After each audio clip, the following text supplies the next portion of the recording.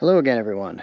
Well, last week I showed you what things look like from the driver's seat of my Grand Cherokee. I figured I'd give you a walk around to the rest of the vehicle, show you what kind of overlanding upgrades I've done to it.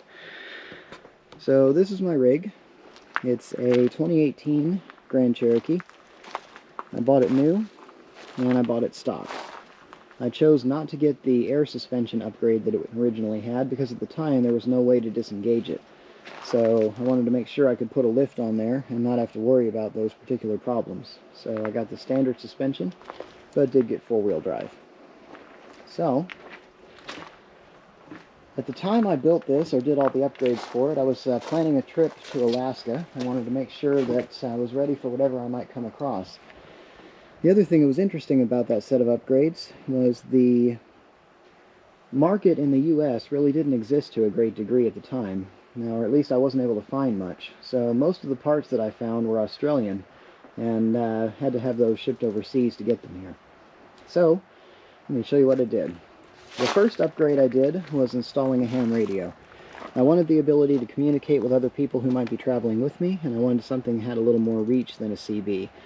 So this is a clamp mount that goes on the side of the hood here. Nice quarter wave antenna. So works really well. It's not obtrusive, yet it has a pretty good reach to it. I can take this antenna off and put a taller one on if I need to. It makes a little bit of a difference, I suppose. The next thing I did was the roof rack. So pretty much all of my body armor is unique 4x4. This is just a flat roof rack. You can see there aren't any side supports or guards on it. I intended to put a rooftop tent on here. In fact, that rooftop tent sitting right there on the trailer.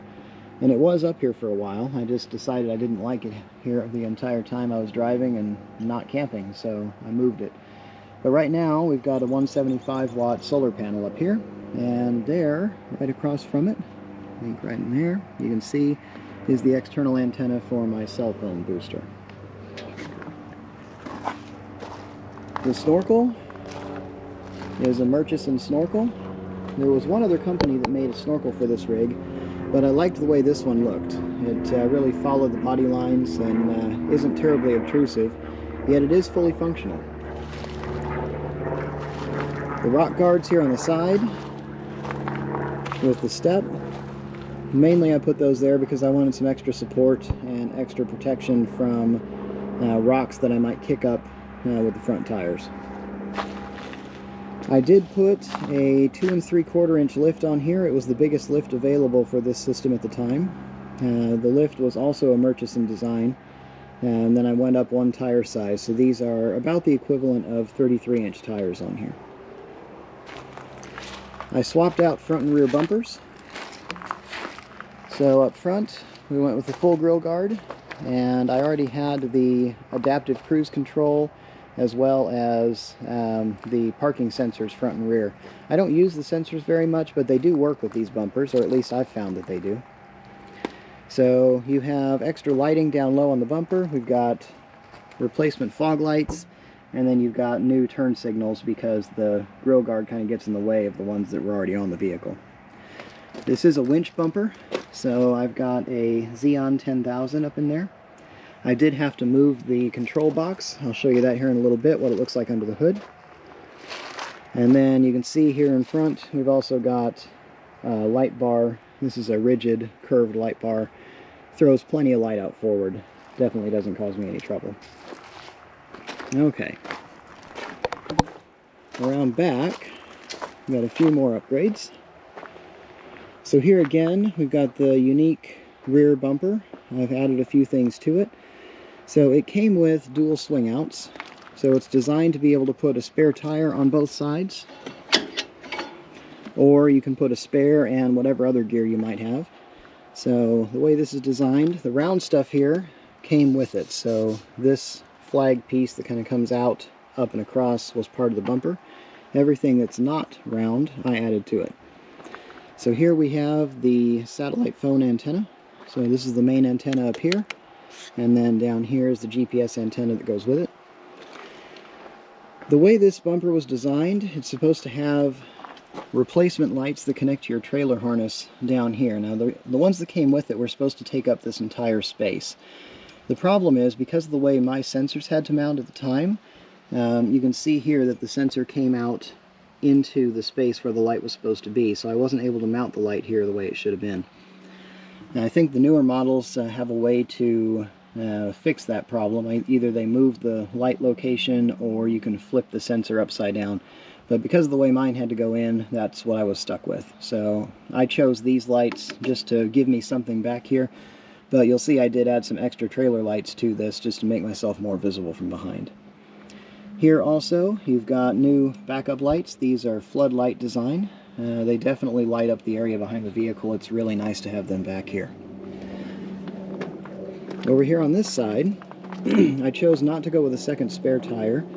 You can probably tell if you look at this that it looks like it's built in two phases. So down here, the 1x2 material, this ladder rack appearing thing, was what I intended to leave on here permanently. It gave me the ability to put a single stack of Rotopacks 3 deep, and then I was planning on putting the rest of this rack on only when I was on a long trip. However, I found a couple of things I liked about having the rack on there. It gives me the ability to do a double stack of Rotopacks. Plus, obviously I added the extra tail lights, so this needs to be permanently mounted. And it gives me the ability to carry a stack of Max Tracks on the side permanently. Now, where I live, there's enough mud and gravel and other stuff around here that I have gotten myself in trouble before when I wasn't prepared for it, so I decided that will never happen again. The other thing I added here, down here at the bottom, you've got an Anderson connector. So this is one of their 175 amp jobs. It gives me the ability to connect directly to the auxiliary battery in the trailer. So I can tie the aux in the Jeep to the aux in the trailer. That way the solar in both cases can charge all 3 batteries. So if I'm ever in a location where I'm really far off grid, like, oh, say the desert, I've got plenty of power to keep the fridges running the entire time. Down underneath here, let's see if you can see it. There it is. Yeah. So that gray thing across there, that's my auxiliary fuel tank. So this one is specifically designed to carry 20 gallons of fuel. It has an auto transfer feature to it. Well, I guess not auto, you have to push the button. But let me show you what happened in here.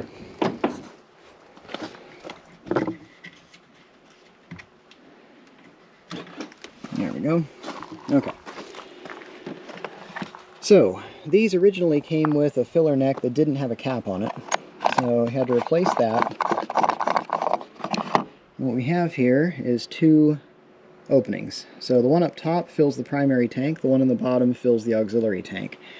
So I can carry 45 gallons of fuel without worrying about my fuel cans.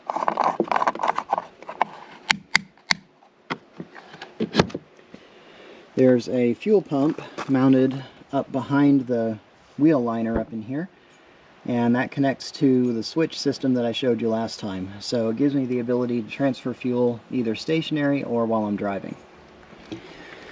I did go ahead and put bushwhacker flares on here. Close the door. I just figured I wanted a little extra protection around the sides. I do like the way they look.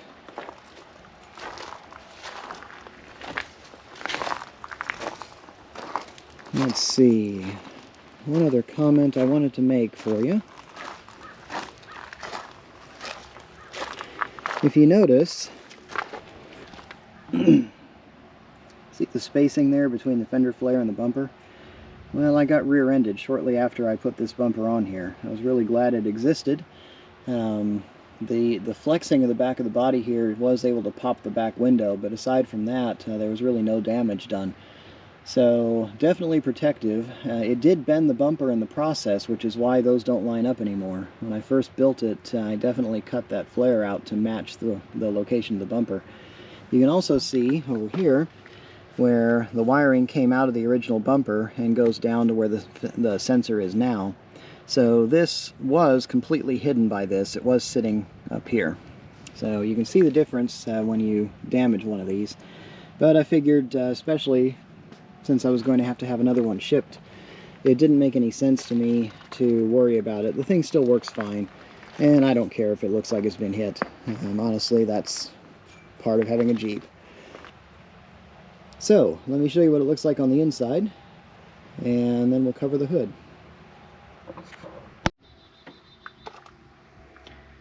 Alright, here's what we have on the inside. So sorry about the mess in here. I put a couple of things in here and did quite a few upgrades in the back section. So what we have, I rebuilt this rear floorboard. So originally it was just particle board, a piece that you could grab onto right here, kind of pick up and get it out of the way, and underneath there is where your spare tire would be. Obviously I don't need that anymore, so I decided I wanted to use that space for something more effective. So underneath there I built a steel framework that mounts into the unibody in 4 locations, both rear corners and both front corners. Gave me a much more solid point, so that way everything that's back here is solidly mounted. I've got tie-down points on 3 sides, 2 up front here. You can see one down here. We've got one over here as well, right there. And then there's one in the middle in the back that is kind of behind everything. So that stuff makes it really easy for me to run straps across and tie everything down back here. So I didn't have to put up a headache rack behind the rear seat. Gave me the ability to still get back here if I ever needed to. So the nice part about this, it's really solid. I've got a fold-up rear floor, so down here you can see a little bit of the 3/4 plywood poking through. This is pressure-treated wood. It's bolted to the steel framework underneath and has a couple of lift struts on it, so when I pull it up, it holds up. Now unfortunately, it doesn't go up as high as I wanted it to originally. I know there are some aftermarket versions of this out there that you can buy that are strong enough that you can actually leave your refrigerator in place, kind of pull it out into this space out here, and then lift the whole thing up with the fridge intact. Mine are not that strong. I have to take the fridge off in order to get in underneath. But what's down there is an auxiliary battery, an ARB twin air compressor, a couple of air tanks, and all my recovery gear. So quite a bit of equipment down there, as well as the Lynx system that I use. Over here in this corner, let me see if I can pull some of this out of the way for you. There we go. Okay, so what we have here is another piece that I built. So we got 2 air inlets here, 2 air chucks, one here and one up top. These 2, one of them, this one up here, is set up with the Lynx pressure system. So it means I can set a pressure on the control up front and then just connect to the tire, and it will inflate or deflate as necessary to reach that pressure. This one down here is just standard air, so I can connect and use air tools and things like that if I need to. I've also got 3 30 amp cigarette lighter or 12 volt plugs here. And I've got a USB charging system here, just a couple of ports that are on this switch here. So I've got a voltage meter there that I can see, although it's not as easy to do now that I put this in place. Okay. Then, when I added the solar to the vehicle, I wanted to have the ability to control it and understand what's going on with the charge, so I used this charge controller here. So this is a Victron. You can see MPPT 7515. It's got the Bluetooth interface on it, so it gives me the ability to see what's going on my phone, which is kind of nice. So I built this panel down here, basically cut a big chunk out of the middle of this and then laid it down on top of it. There's a fuse block in the back underneath that has all of these connected to it.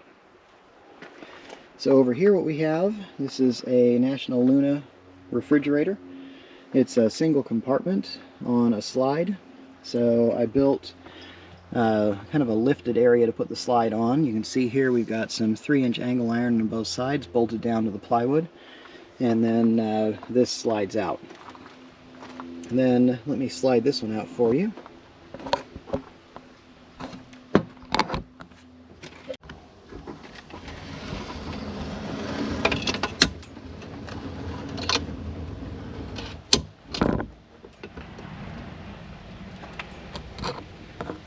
Alright, so this is a slide out counter space that I put in underneath the fridge slide. Obviously, if I pull the fridge out, I have to put this away or at least make sure there's nothing on it.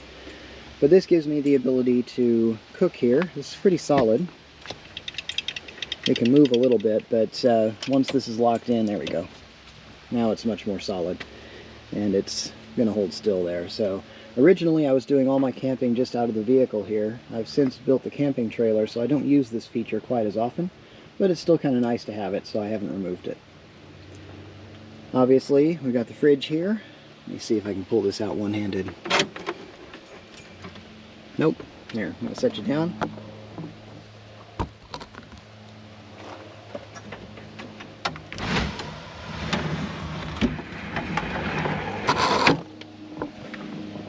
Okay, so the fridge comes out to here. So when I want to get into it, pop this open, and this opens just fine up in here. As long as there's not a wind blowing from behind it, it does just fine.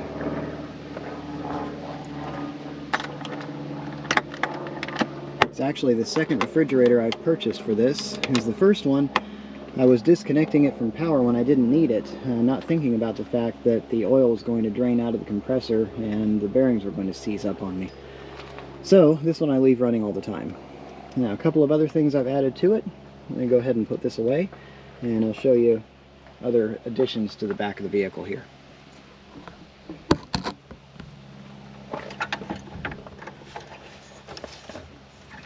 There's a catch behind it here to hold it open. There you go.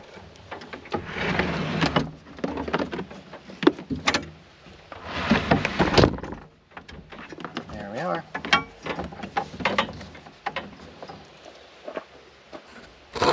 Okay, so this 12-volt outlet was already present, this one over here, but I added this one.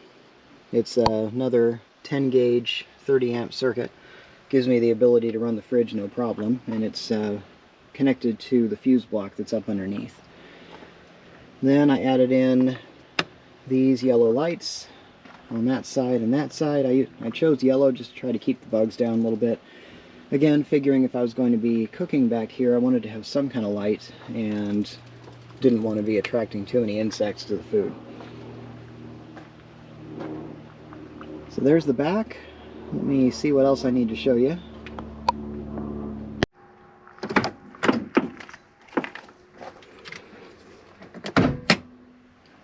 Up here you already saw the stuff that's inside. I've got a brake controller down here, mounted under the vents on this side. The majority of my electrical I ran along underneath this sill plate down in here.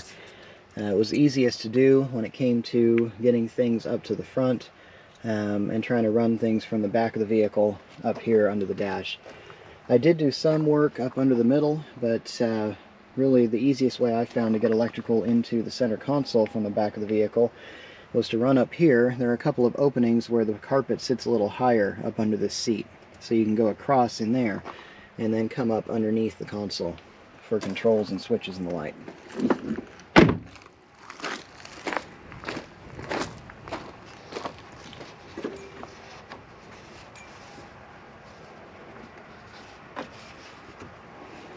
Oh, come on. There we go. Okay.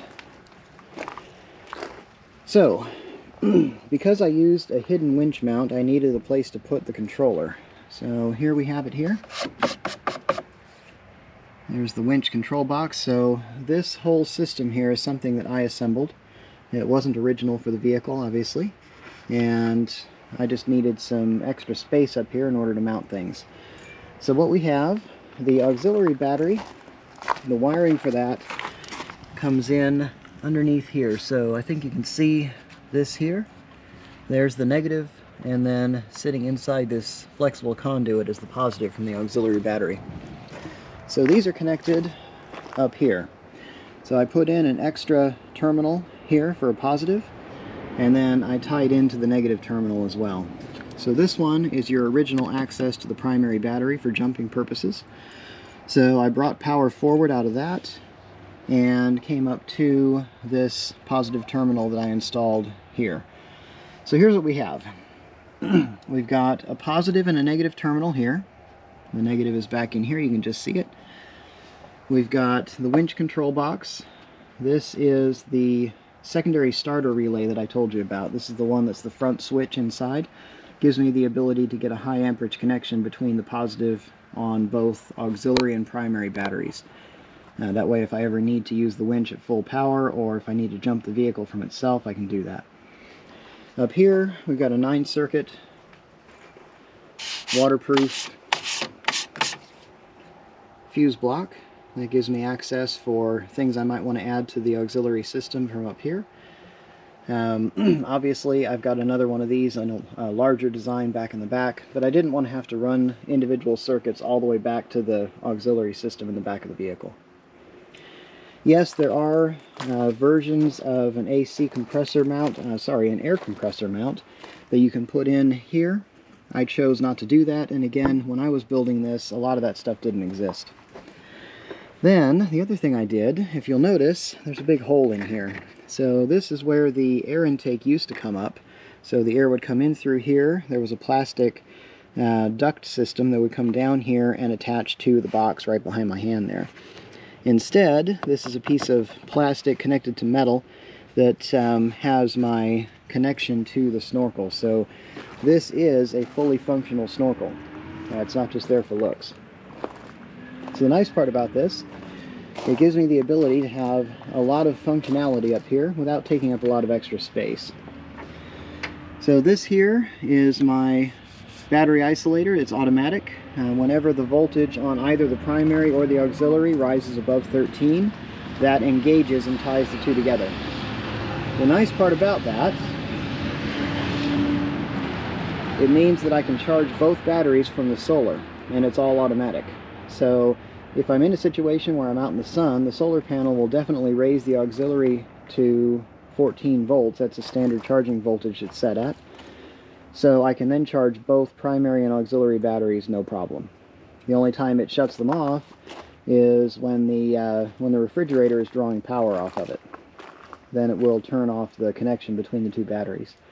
So I can guarantee that my primary will always be good to go, and I get a charge from either battery when the alternator's running or when the solar's functional. Well, if you made it this far, thank you for paying attention through the entirety of the video. I hope you enjoyed it, found some of it informative. Obviously, there are a lot of new parts out there for these rigs. My stuff is almost on the old side, but it definitely does what I want it to. So I hope y'all are getting out there, and hopefully I will be soon as well. We'll see you over the next horizon.